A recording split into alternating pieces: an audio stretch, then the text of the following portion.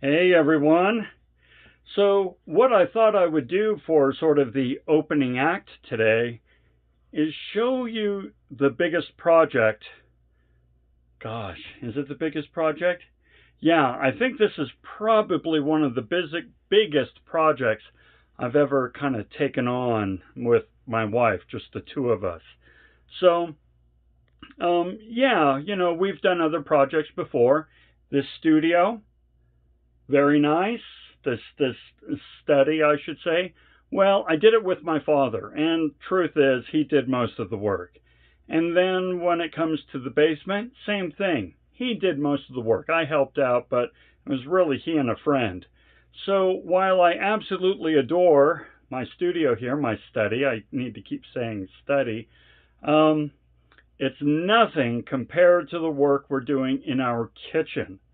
Now, they say that a kitchen remodel is the biggest project you'll ever take on. And in this case, yeah, they are right. So let me show you a little bit about what's going on right now. All right, so we're here in my study. Come on out. And lo and behold, the kitchen. So let me kind of take you through here a little bit. Obviously, we've had to remove all the cabinets, and so that means that we have all our foodstuffs and, sort of kitchen paraphernalia here on these shelves so that we can still have them accessible. And then here I've installed a utility sink so that we have some sort of water and so forth available to us. Again, all the cabinets have been torn out. So I have this board on sawhorses for a microwave and so on. And then over here, we've started the process of tearing out the drywall. There used to be a pantry here, but I tore out the pantry, and we're going to replace all the drywall in this place to make it nice. And everything ripped out here, just a barely functioning cooktop left. And so, yeah, here is our kitchen in its current very sorry inception. So, where is all this stuff? Well, let me show you. I'm going to take you out here to the front door. We'll come on out. And, oh yeah, by the way, a bunch of the stuff is right there. Yeah, piled up in our family room, our living room, which has never been used as a living room. It's always a storage room of various sorts and types. So, Sandy City has its spring cleanup here next week. And so we have loaded up the curbside with all of the kitchen cabinets and countertop and so on and so forth. We even had some appliances out here, but those have been picked up by the metal collectors and so on. So, yeah, it just keeps going and going and going. So, yeah, there we are, working on a kitchen remodel. We have the cabinets ordered, and we're putting in the floor here next week. And there's just so much work to do. So, actually, I think this summer, while I'm still teaching this summer, I'm not going to take any classes. I think I'm going to take a semester off in terms of taking classes so that we can make all this work. So, yeah, there you go. So, with that, let's go ahead and get started. Yeah, isn't that something? I'll tell you what. It's a lot of work. My wife and I have remodeled just about every single room in this house. And it's not a big deal when you remodel a room. You just don't go in that room for a while, right? Not a big deal. But a kitchen is the heart of the home. they say. And oh my gracious, they're so right. You almost can't function in a house without a kitchen. It's just something. And and when you really think about it, any other room in the house is really just 4 walls and a ceiling. 4 walls and a ceiling. What you going to do? How complicated can it be? 4 walls and a ceiling. A kitchen is 4 walls and a ceiling, but then cabinets and countertops and water and electricity and gas and plumbing and you name it. There's a lot that goes into that particular room. Whew. So, yeah, I'm kind of going through Dante's ninth circle of hell right now. All right, well, great to have you all along. Let's go ahead and get started. So, what we're going to talk about today is management. All right, now it makes sense that we would be talking about management this week, because if you think about it, what we've done the last few weeks and months and so forth is we've slowly been discovering this idea of capitalism. And capitalism works very well. Not perfectly, though. And in fact, folks like Karl Marx and even Adam Smith, the godfather of capitalism, they all recognize some pretty severe problems when it comes to this particular economic system. And then last week, we kind of explored these problems in reality, right? We explored them with Lady Chatterley's lover and how her husband, Clifford, approached his employees. And then we started to kind of look at the inkling of a solution with Andrew Carnegie, right? Carnegie said, listen. I want to make money. I want to make lots of money. And if I want to make lots of money, I can't have any slowdown in production. No stoppage in production. So what do we need to do to make sure that we don't stop production so I can make money? Well, one of the things he pointed out was we need the very best managers possible. We need the very best managers possible, managers who can confer freely with employees. That was one of his tenets. Now, this is, to you and me, this is normal. Of course, you want good managers. But back then, the idea of a professional manager was like weird, okay? The way you became a manager back then, as we know, is, well, if you were a white male and connected to the family through some familial tie, you could be a manager. So if you're a son, son-in-law, nephew, that sort of thing, right? It's not that you had the skills. It's not that you had the training. It's not that you had the experience or expertise or competence. It's that you were a white male connected with the family through family ties. Now, here's the thing. It's different today, but is it? I maintain that management is kind of like a great example of the Peter Principle. And the Peter Principle says that you will be promoted up to your highest level of incompetence. Let me show you what I mean. Let's say that you work at a call center and you're really good at your job working at a call center. And so then they make you a lead over other people in the call center. So you do training, shoulder to shoulder training, things like that. And your numbers continue to look really good. So then they make you a shift supervisor. Okay, your numbers are pretty steady, but you're doing all right. Well, now they make you a manager, and you're no longer doing the call center duties now, or maybe you are, but you're also managing, and now your numbers are dropping, you're not doing as well, you are now at your highest level of incompetence. We often think that if you're really good at doing something, you can be a manager of people who do that. So if you're a really good architect, you can be a manager of architects. If you're a really good doctor, you can be a manager of doctors.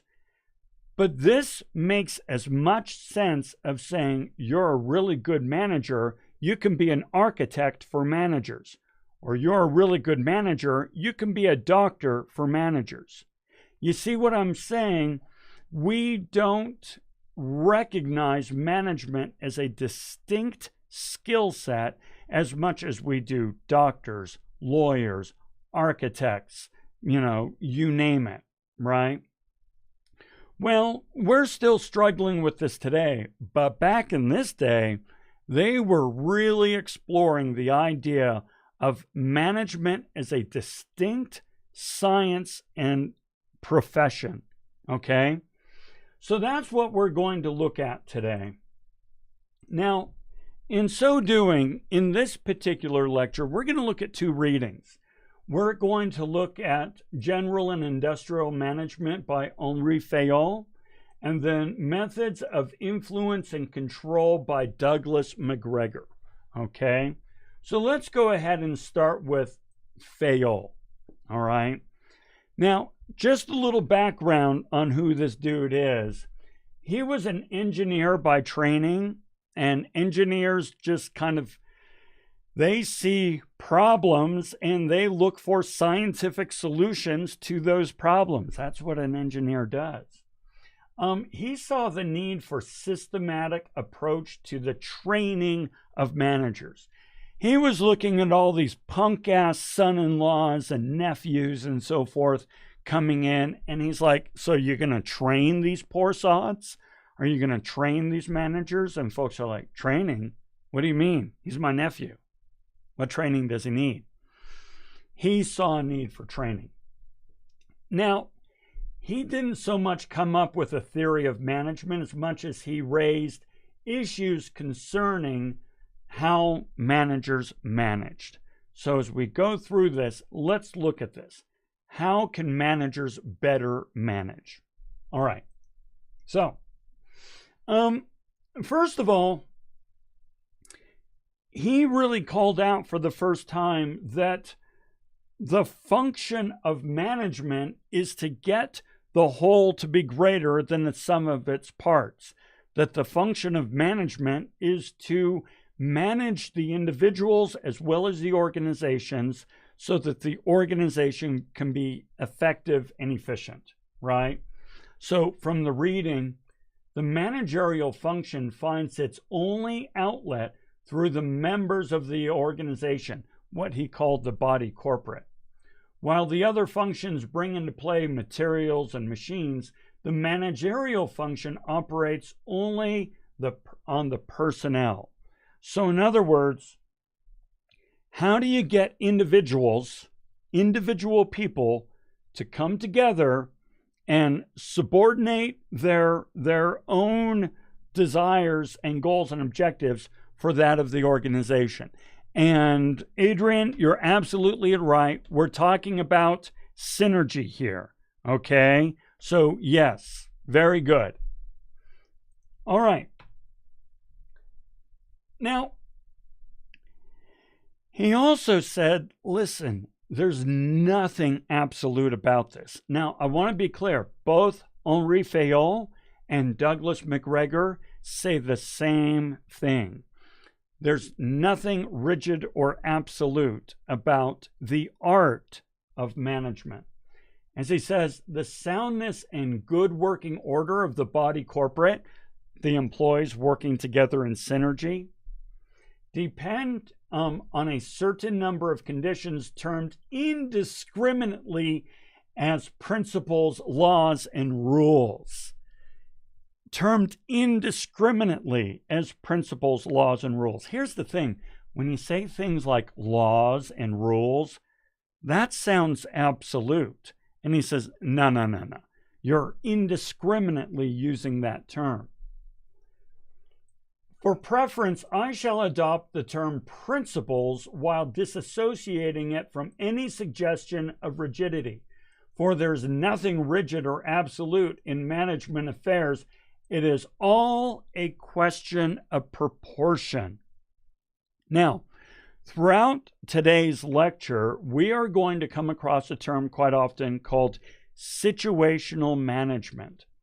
And situational management is still a school of thought today, which is you bring different management principles and ideas and tactics to different situations depending on what the situation calls for. So we're going to talk in depth about that, but that's essentially what he's talking about here. While he doesn't come up with theories of management, he sort of alludes to the beginning of one here, situational management. It's all a question of proportion, okay? Because the situation, the circumstance is always changing.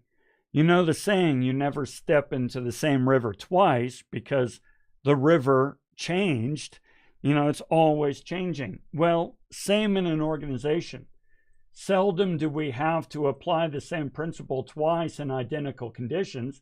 Allowances must be made for different changing circumstances, for men just as different and changing, and for many other variable elements.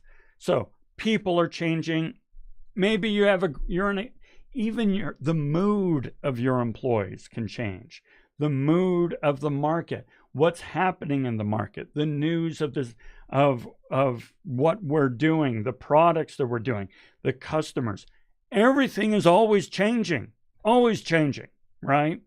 And so the idea that you can, apply the same rule to a situation over and over, he utterly rejects that.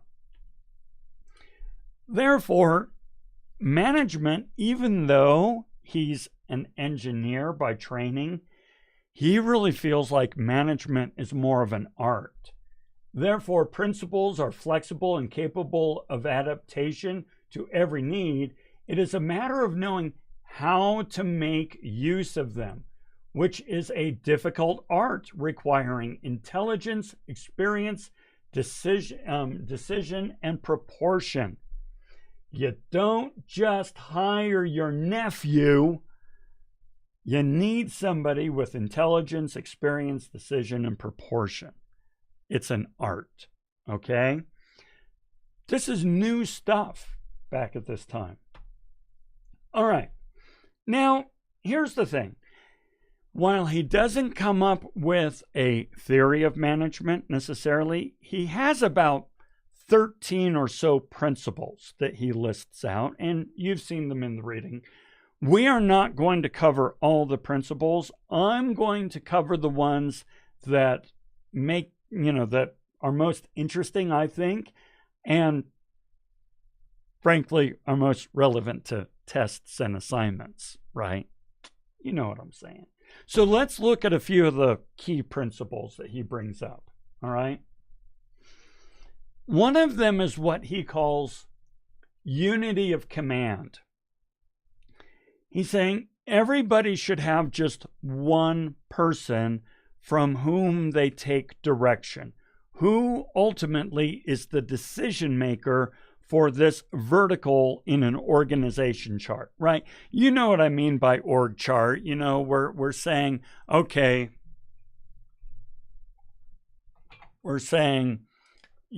Linda is here, and reporting to Linda is Eric and Bob, and then reporting to Bob is Jose and Tyrell Corporation. You know what I mean?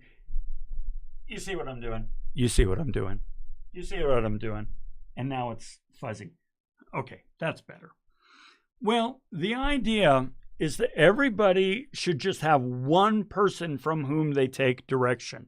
So Bob and Eric take direction from Linda, and Jose and Tyrell take direction from Bob, right?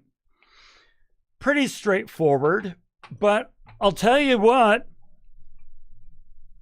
Yeah, Scott, I thought I'd throw that one up there. That one actually is worth more today because of the movies and so forth that came out. It's, it's a comic that didn't really have much meaning earlier, 15 years ago, but today has a little bit more. So when we talk about unity of command, we're saying one person should be responsible and you shouldn't get conflicting direction. Now, to give you an example of where this doesn't happen, when I worked for Intel Corporation, I worked for HR, and there were two vice presidents of HR, Richard Taylor and Patty Murray, okay? Well, here's the thing. Richard Taylor and Patty Murray both had very different approaches and visions for what HR should be. Richard Taylor was a finance guy. Patty Murray, she was a legal gal, right? Attorney and so forth. And the organization felt a little schizophrenic because some people, you know, just because of their position, reported a little bit more to Richard. Others reported a little bit more to Patty, but Patty and Richard were not often aligned, and it became confusing. So Henri Fayol says, no, you shouldn't have to put up with this. All right. Next thing he says is, managers, you have to understand and appreciate that your employees are subordinating their individual interests, and you need to give them a reason to subordinate your individual interest. Now, what do I mean by that? Well, as it says here, the interest of the individual or a group of individuals should not come before the interest of the enterprise. So, for example, when I teach at Salt Lake Community College, I need to make sure that what I say, what I think, what I do, and what I promote aligns with the interests and objectives and vision of Salt Lake Community College. Now, it just so happens that me and Slick, we're simpatico. We get along just fine. So there's not a whole lot of dissonance between my vision and my values and that of the college. Nevertheless, every once in a while, I need to kind of shut up. Lon, you need to push down your own interest and embrace what the organization is asking you to do. Because you're on the clock. The organization owns you. It's not a pleasant term, but they've bought your services for that time. Your services should support their interests, not your own. So, well, why wouldn't somebody support the interest of the organization and subordinate their own? Well, they could be ignorant. They just don't know what the interests of the organization are. Or they can have personal ambition, right? And I do. Folks, you notice that I'm, when we come on over here, you see my logo there for, no, it's over there, for Nutshell Brainery. Well, now, hold on. If this is a Salt Lake Community College lecture, why is Lon putting Nutshell Brainery over there?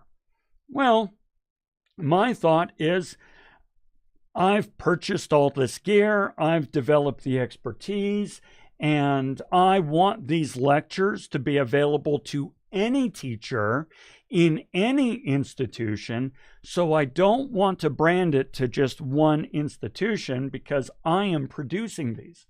Well, yeah, this smacks just a little bit of my own personal ambition. So it's important that I make sure that these lectures do not in any way deviate from the vision and mission and values of Salt Lake Community College. Okay? Could just be selfishness, laziness, weakness. Well, there could be some positive ones as well. Point is, managers need to understand that it's not an easy thing to ask somebody to subordinate their personal interests in favor of that of the organization. Okay. Then we have the question of remuneration. Remuneration is a fancy word for pay, compensation. All right. How are you going to compensate the employee? Now, we're going to explore this one in some depth, and we're even going to go outside of the reading a little bit because I think this one is particularly important. All right. Remuneration or compensation or pay is often misunderstood even today. So let's take a look at this. First, from the reading. Remuneration of personnel is the price of services rendered. It should be fair and as much as is possible afford satisfaction both to personnel and the firm, the employer and the employee. Sure, I should be happy with my pay and compensation from Salt Lake Community College, and they should be happy with the services that I provide. If we can get that, we're good. The rate of remuneration depends first on circumstances independent of the employer's will and the employee's worth. We're going to go into depth on this, but they're talking about things of cost of living, abundance or shortage of personnel, general business conditions, economic position of the business, and things like that. After that, it depends on the value of the employee and the mode of pay adopted.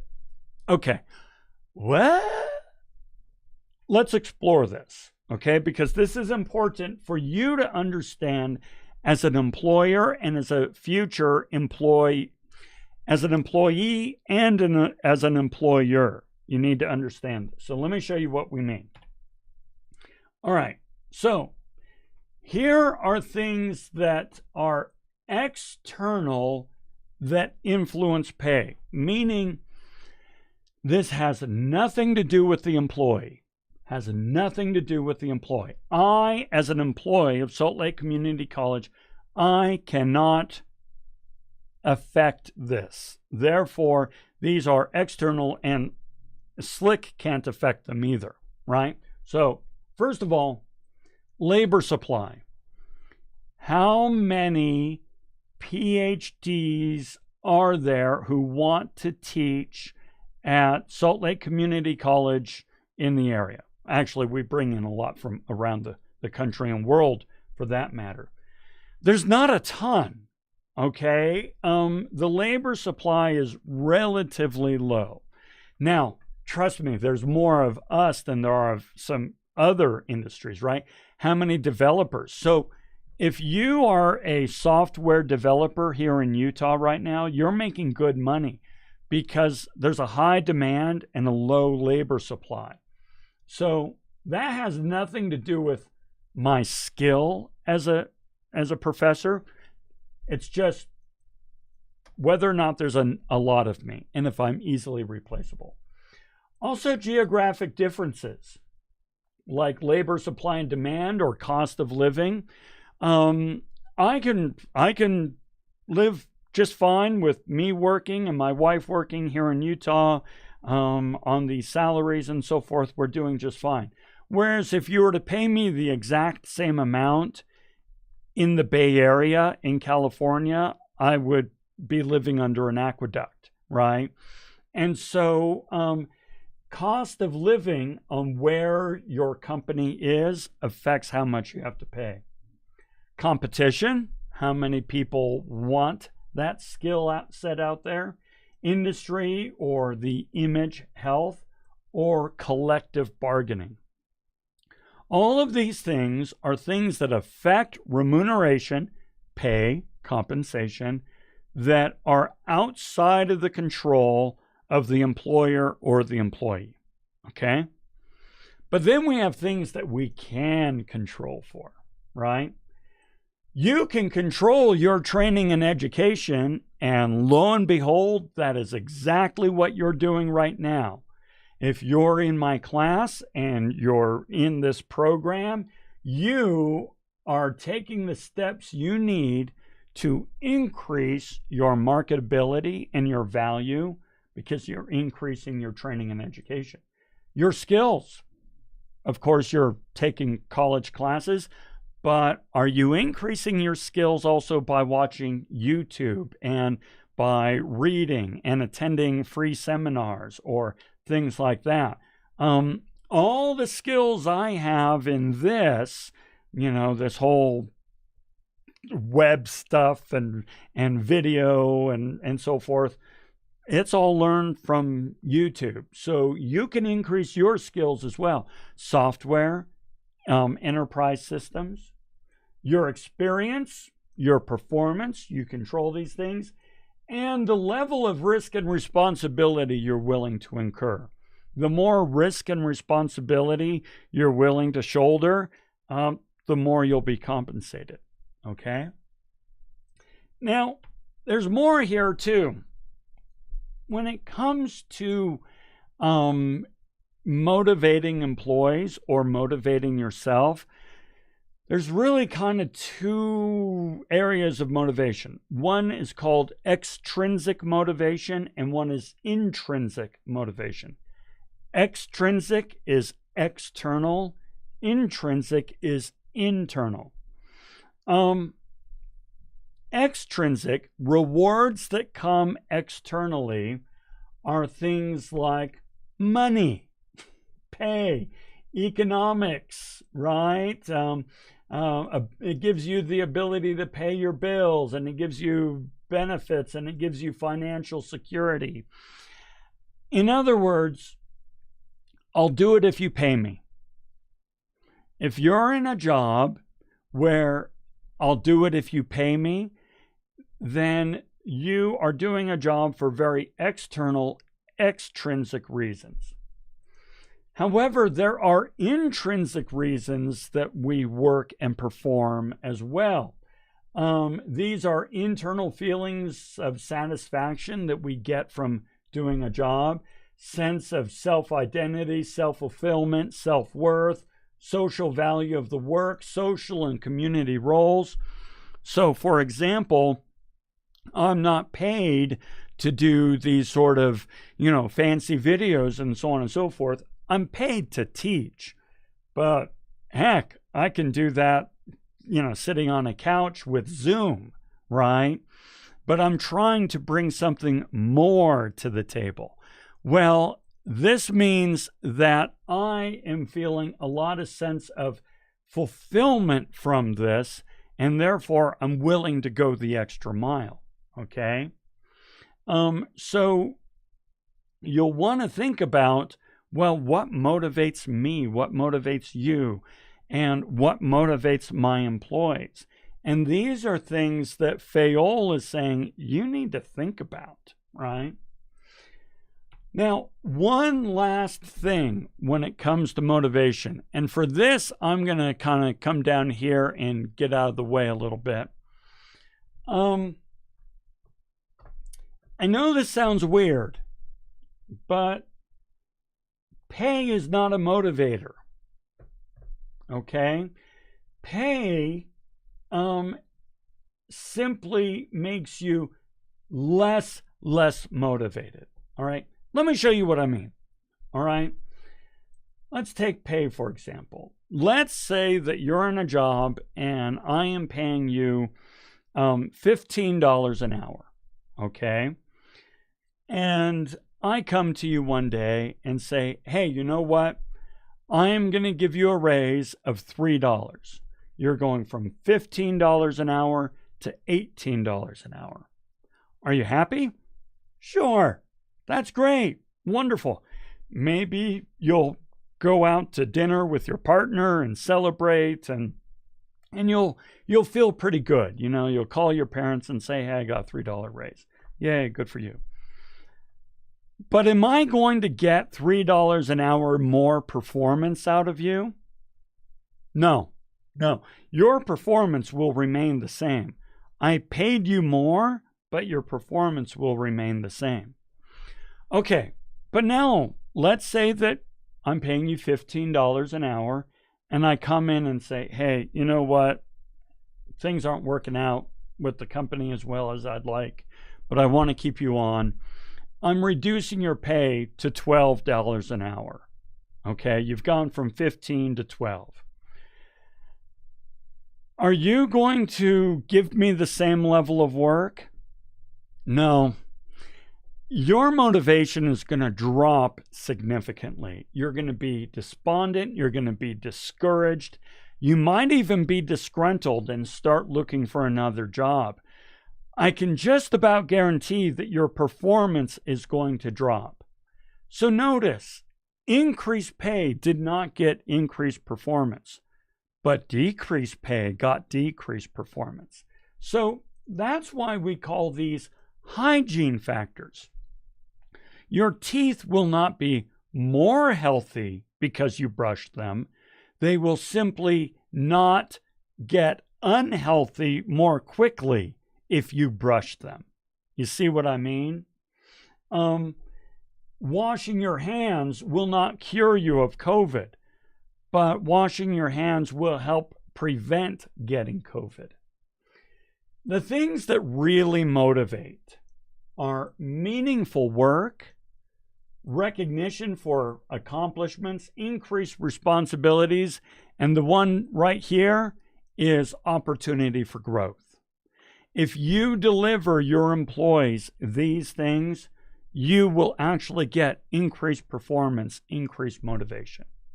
So this is why Henri Fayol is saying, listen, this is an art, and it depends on circumstances, and it depends on the individual as well as the organization.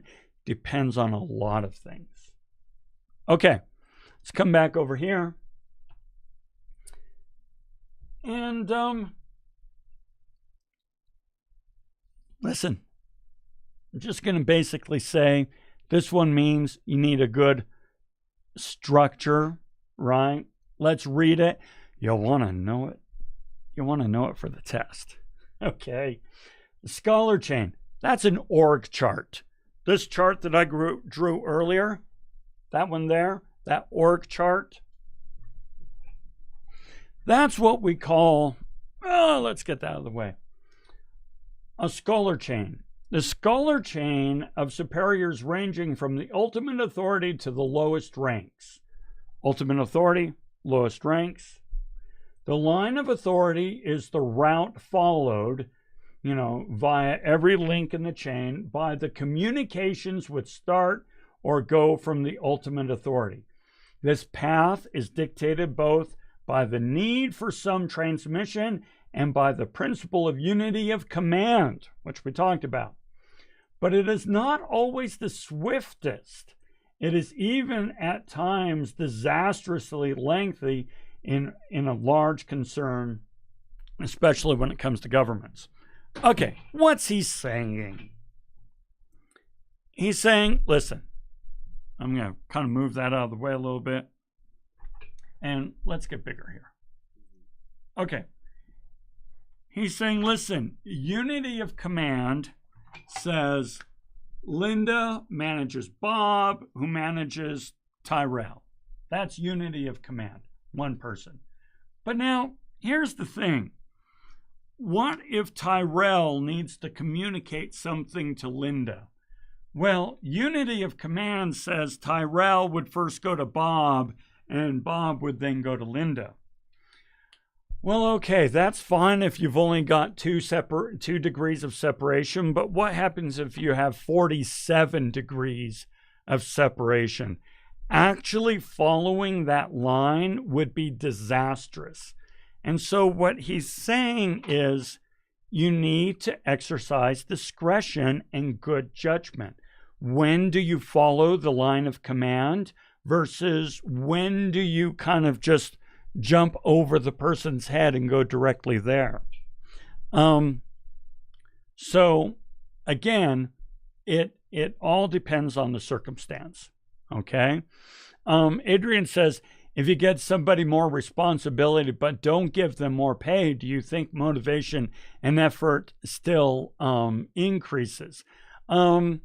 See, here's the thing. So very good question and reference there, right? It depends. So watch this. It depends on who the person is and how they view themselves, right? When I sit on a committee, and at some point, so here at Salt Lake Community College and many institutions of higher learning, you have to serve on committees. You serve on a committee, serve on a committee. At one point, you will be asked to chair the committee. So you're the chair of the committee. That is increased responsibility. However, I don't get increased pay. But chair of a committee, that's actually coin of the realm in academia. I can put that on my CV, my resume, and it looks good. I can apply for tenure. I can apply for adjunct positions in other universities. Who knows? I can put that on my website. And when I'm doing consulting or training for other organizations, when they see that I'm a chair of a committee, they're like, oh, la-di-da, right? And so even though I didn't get more pay, I can still get a sense of accomplishment by being a chair, having that extra responsibility.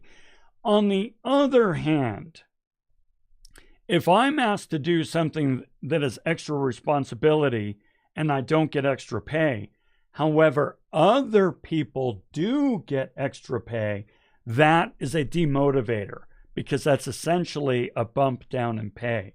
So if you're asked to manage a team and you don't get extra pay, but other managers do get extra pay, that's bad mojo, right? That will be a demotivator. So as you see, guys, it's very circumstantial, isn't it? That's why this management thing is an art, right? So absolutely, you guys are on it. Oh, wrong one. There we go. Okay, let's keep going. Initiative. All right, this was number 13. I know we're only doing a handful, but I'm doing my favorites. Remember, Andrew Carnegie wanted his managers to confer freely with employees, and he wanted to see employees be a part of the organization. It's very important that managers allow their employees to show forth initiative. So, from the reading, thinking out a plan and ensuring its success is one of the keenest satisfactions for an intelligent man to experience. It is also one of the most powerful stimulants for human endeavor. This power of thinking out and executing is what is called initiative, and freedom to propose and to execute belongs to each of its ways to initiative. At all levels of the organizational ladder, zeal and energy on the part of the employee are augmented by initiative. Okay? So, speaking once again about all this that I do, I am very happy to say that my leadership, my assistant dean and my dean, they support the initiative that I show in trying to find new and better ways to communicate with you, the viewer and the student. And I get a great deal of satisfaction out of this, as it says here.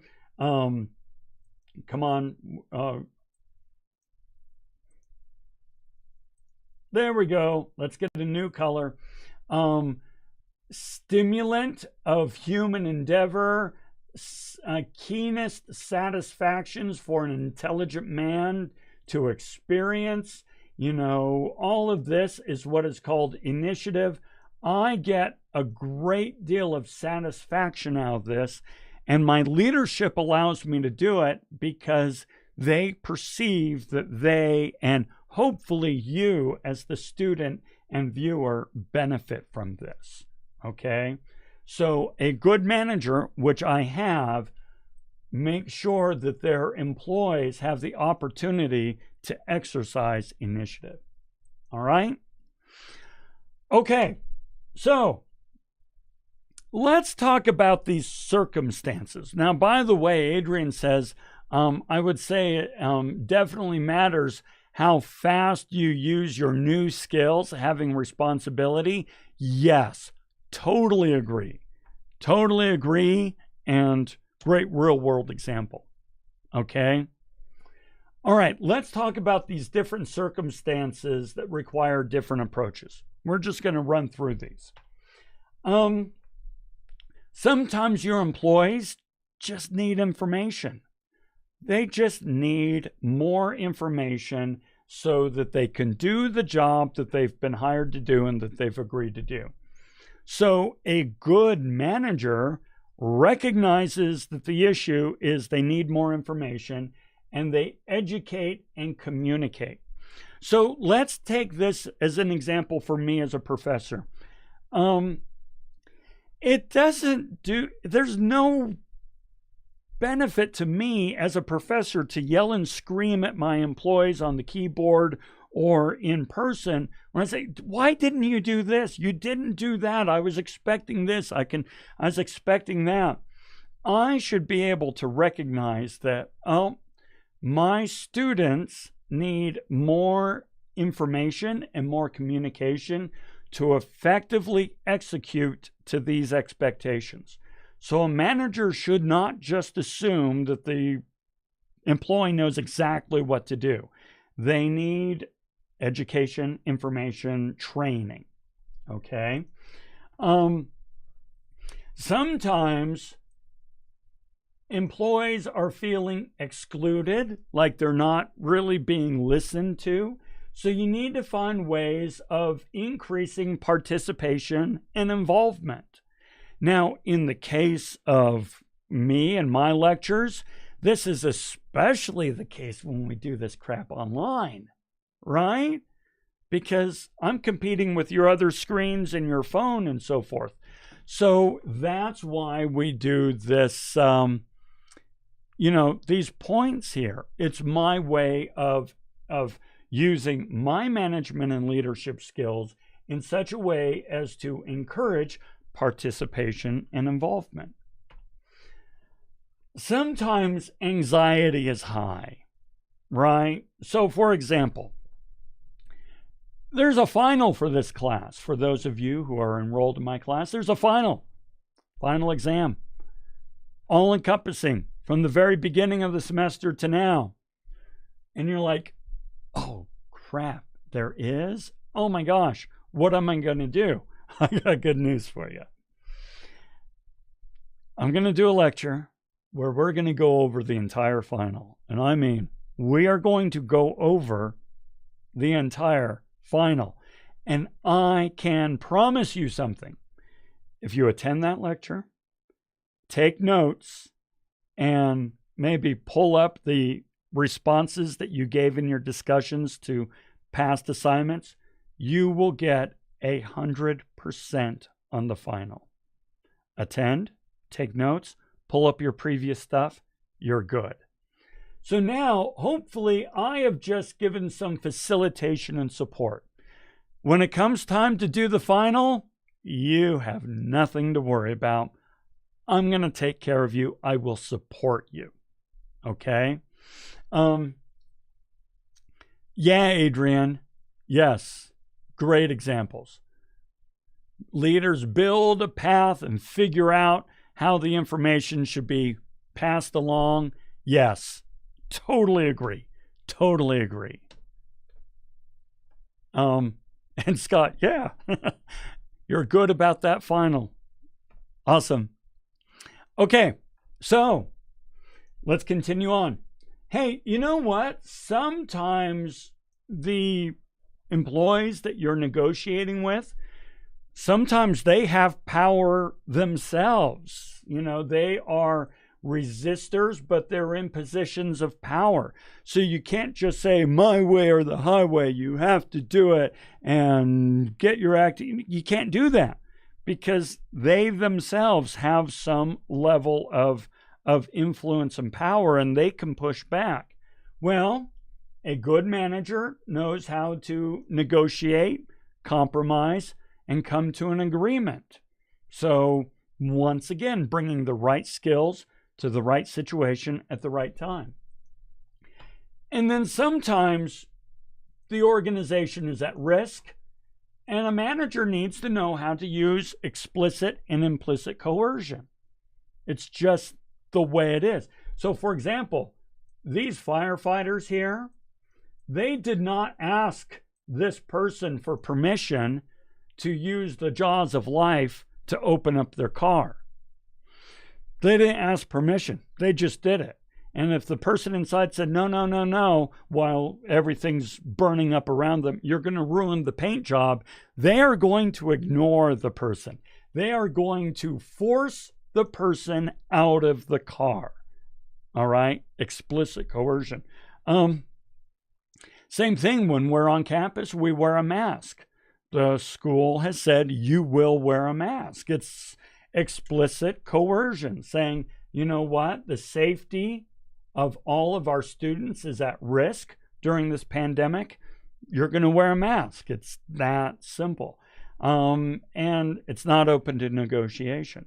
And there are times when that's appropriate. All right? Okay. That's Henri Fayol. All righty? Now we're going to go to a second reading. Methods of Influence and Control by Douglas McGregor. Now, it may be that in a previous class you've heard of theory X and theory Y. You might want to Google that sometime. It's interesting. We'll allude to it here. But the point is, this dude, he knows his stuff. And so we're going to talk about influence and control in his world.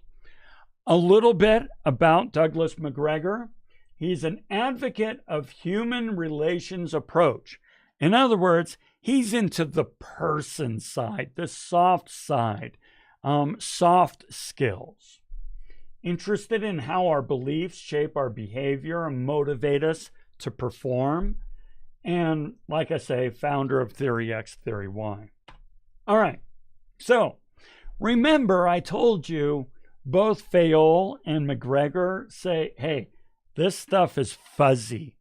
There's no absolute rules or laws, right? And one time, he was mocking something. He said, you know what, one time, the manual for a supervisory training program in one large company suggests that the instructor point out by analogy and example that the principles of organization are like the laws of physics. They are not, he says. They are not like the laws of physics. He saw this and thought, oh my holy heck, you idiots. Principles of leadership and management are fuzzy, okay? Now, he goes on to say, listen, not only are they fuzzy, but he takes some real issue with where a lot of these rules and principles come from, right? He says, first, a lot are derived from inappropriate models. And what he means by this is, listen, you know, a lot of people say, oh, well, this is how the Holy Bible or the Quran or the Lotus Sutra or the Torah says you should manage. You know what? Different situation, different circumstances, different motivators.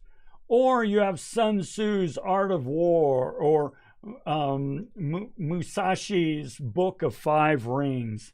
These are military tactic books, right? Actually, Art of War is strategic. But the point is, he says, listen, military works in a military situation. Religion works in a religious situation. This is business. This is not a religion. This is not war. These are inappropriate models, right? So he says we need our own model. Second, he says a lot of the past models are ethnocentric, ignoring the political, social, economic, and technological realities of the day. He says, listen, politics, social expectations, economics, technology is always changing, always changing. And so the landscape is funky. It is not a nice, straightforward, straight path. So, for example, things that we are dealing with today that I didn't have to deal with when I was your age, politics is completely different now. Social, we're having to look at diversity and equality around Black Lives Matter and LGBTQ social causes in a whole new light today, and Asian rights, right? Asian discrimination, economics, and how this is working on a more of a global scale than it was when I was younger. Technology, this. Okay, all of these things affect management. And yet, the old models don't recognize any of that. So, ethnocentric, saying this way is the right way, it's the only way, stay on this single path. He also says, listen, they're based on erroneous assumptions about behavior, axiomatic and dogmatic rather than critically considered. What do I mean by this? Well, it means, it's like this thing says, well, if they're not doing what you want them to do, just yell at them more. Carrots and sticks, carrots and sticks. It's all about carrots and sticks. Well, maybe it is about carrots and sticks, but don't make the assumption that you know what a carrot is to that person and what a stick is to that person, okay? Carrots and sticks are very different to different people. So you can't just rely on assumptions that, oh, well, the only way you're going to get better performance is if you pay more. No. As a matter of fact, I can pretty much guarantee you will not get better performance if you pay more. You might recruit better employees, you might retain your best talent, but you're not going to get better performance necessarily, right? So his concern was a lot of people were making assumptions about employee behavior that just were not true, okay? He says the same thing that we've read before, folks. The outstanding fact about relationship in the modern industrial organization is they involve a high degree of interdependence. Managers need employees, employees need managers. Yes, just in case you're wondering, employees do need managers. Management, leadership, these are distinct skill sets that are necessary for a high-functioning organization in which the sum is greater than the whole of its parts. Okay? We've read that sort of thing before. He also points out one last thing. And I'd like to get your thoughts on this one. As a matter of fact, let's do that. And that way we're going to get these bad boys up there because you guys have been participating, but you haven't been seeing those go up as much as you'd like. So we're going to do this one. So McGregor says, here's the thing about forcing employees to do things. You are limited in your ability to force, okay? A means of control of the ability and the availability of countermeasures. So let me explain, and then we'll do our little write-up here. A manager cannot force you to do something. Why not? What options do you have available to you? What countermeasures do you have available to you? In what ways can you push back if you feel a manager is out of line in requiring something of you? Okay? So think of limitations of their authority and countermeasures that you have at your disposal. How can you push back if you are asked to do something that you think is out of line? So let's play with that and we'll stack these points up.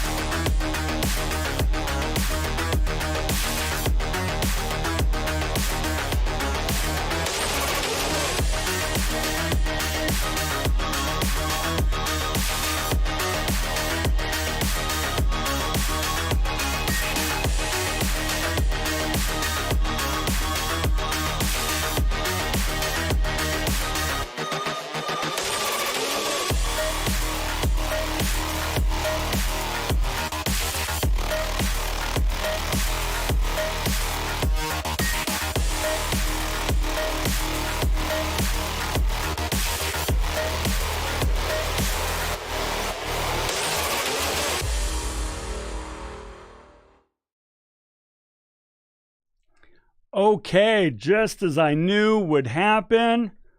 Oh my gosh, we are there.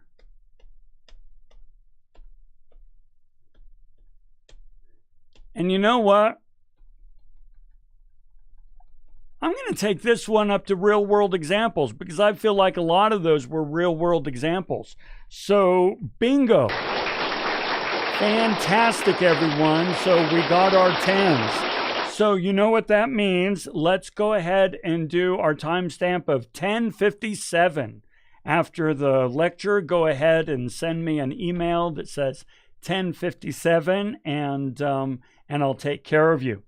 Okay, so with that, let's take a look at these. So these are excellent. These are excellent. All right. You know, Adrian points out right off, they need to be motivated, right? So you're not going to get a lot of performance out of them. So absolutely true.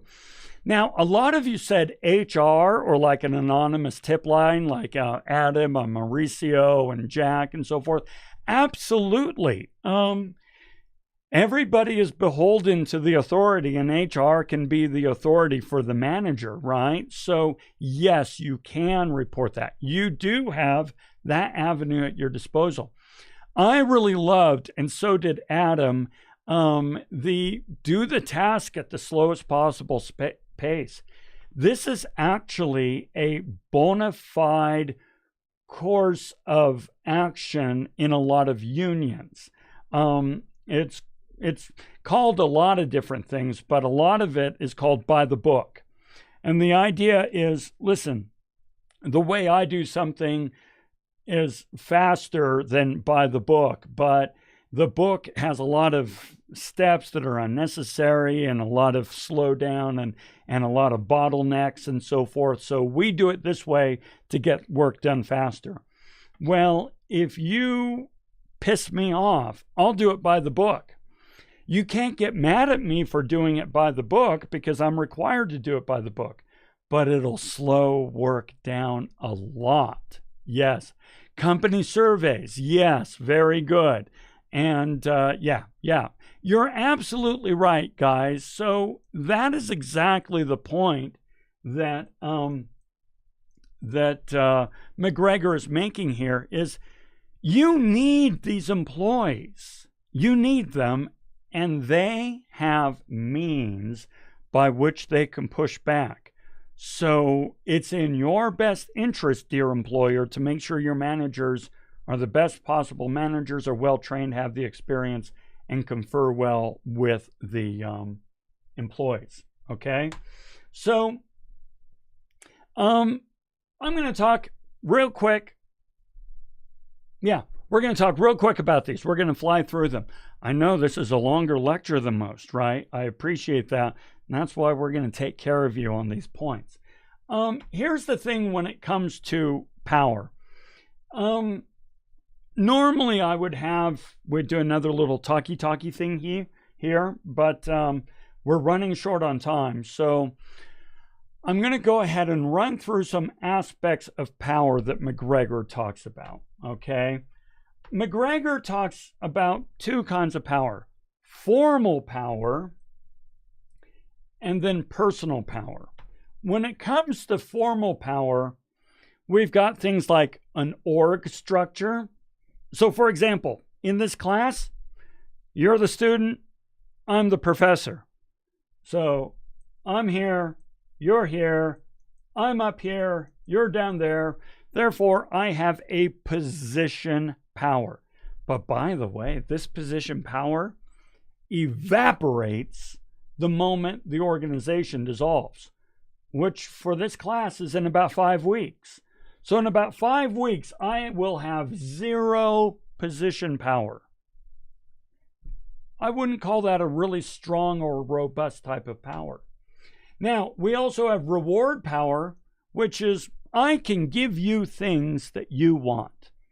So for instance, you want points and you're willing to work for them. So I want participation. I'm willing to pay for participation. So I say, here are points available. And you go, why, thank you very much. I would love to avail myself of those points. And so you participate and you kick butt and take names, and we're both happy. On the other hand, another formal type of power is coercive power, which is I can take away something that you value. So let's say that for somehow or another, and I don't know how you would manage it, but as a class, you totally tick me off. I don't know how you'd manage it, but let's just say, for example, that as a class, you tick me off. And I say, okay, fine. No more of this. And in fact, I'm not going to review the readings as much as I used to. You're pretty much on your own. You have to do the readings. The lectures are just going to be me going, do you have any questions? Bueller. That's all the lectures are going to be. So I'm taking away the ability to earn more points. I'm taking away the ability to perhaps do the reading in a little more scanning fashion and to focus more on the lectures. I know how it works. I can take this away. That's coercive power. But again, all those type of power evaporate, disappear the moment the semester is over. What's more valuable is what McGregor calls personal power. Personal power is things like expert power. I have skills or abilities that make me valuable to you. So for example, in the future, you're going to work on a resume. I am an expert in resumes. I can help you. I have expertise. In the future, you will be interviewing for significant career positions. I have expertise in interviewing. In the future, you will be taking on your first job as a manager. I have expertise in management and leadership. So it may be that you say, okay, Lon, after this semester, you no longer have position power, reward power, or coercive power, but you do have expert power in areas that I have an interest in. So I'm going to connect with you on LinkedIn and Instagram, because LinkedIn and Instagram, yeah, it's close enough, Alma. LinkedIn and Instagram is where you can maintain contact with me, as well as YouTube forever and ever. And by the way, this is a lifelong membership. Even though the semester ends in 5 weeks, you can use me as a reference going forward. Then we have referent power. This is where if you're admired by somebody and you inspire them, right? Now, I'm not going to presume that I have any referent power, that I inspire you in any way, shape, or form, but there are people in your life who do inspire you, who make you want to be a better person, who make you want to try harder, and when you fail, pick yourself up and try again. These are people who can really, really influence you. And then finally, we have network power, where maybe I have people in my network who you want to have in your network, maybe in getting jobs or in getting internships or in interviewing them for some project or something like that. These are things, these personal power attributes are mine because of who I am, versus position power and formal authority is mine because of what position I hold. So you want to think about that in terms of your ability to influence others. Okay? So our last quote for this lecture. This is from Theodore Roosevelt. The best executive is one who has sense enough to pick good men to do what he wants done, and self-restraint to keep from meddling with them while they do it. I really love that. Pick good people, folks who know what they do, and then get out of their way when they're doing their job, because they know what they're doing. All right? Guys, I know that was a long one. We covered 2 readings and we covered them in depth. So good for you. Yes, the time mark is 10:57, so send me an email when we're all done. And thank you very much. You did an excellent job in a very long lecture. You guys have a fantabulous rest of your day. And when we come back on Wednesday, we'll talk about Frederick Taylor. And yeah, that'll be fun. All right. So as always, I'll stick around if you have any questions. Otherwise, have a great day, and we'll talk to you again real soon.